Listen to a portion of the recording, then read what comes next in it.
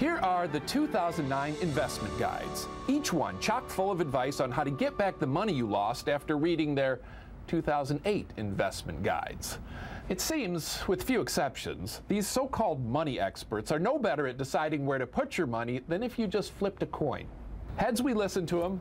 Tails, we ask for an apology. Let's go see what this guy has to say.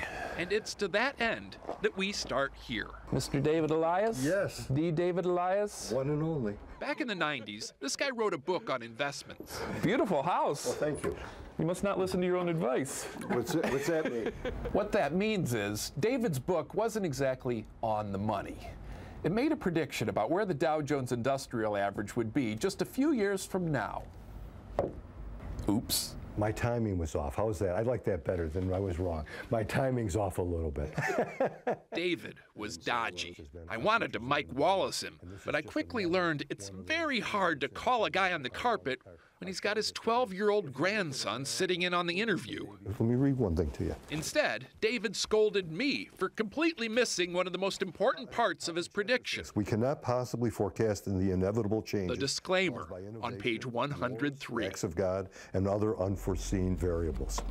Maybe he should have called it Dow 40,000 unless something changes. Although, in David's defense, he wasn't the only one to make outlandish predictions about the market. Just 1 0 off. These authors insist their predictions will still come true in time. In time to retire? In geologic time? Who knows? Who cares?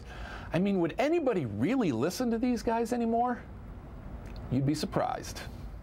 Dow 36,000 author Kevin Hassett was one of John McCain's senior economic advisors. His co-author, James Glassman, serves in the Bush administration as an Undersecretary of State. Bubble Boom author Harry Dent, who predicted we'd be in the middle of the greatest stock market boom in history right now, has turned a full 180 with a new prediction titled The Great Depression Ahead. Which is probably a good sign. And finally, David Elias. You can run into periods like this. Nothing goes straight up. What can I say about David Elias that I can't say in front of his grandson?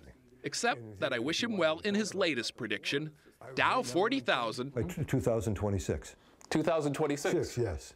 Now, if you're wrong about that, can you come back and you'll say you're wrong, or are you going to say your timing was off? If you come back here, I will cook for you, I will wash your clothes, and I will admit that I was wrong. Okay. David really was a great sport. And David, if you're right, I'm going to come cook for you, but if you're wrong, I'm bringing you 17 years worth of laundry.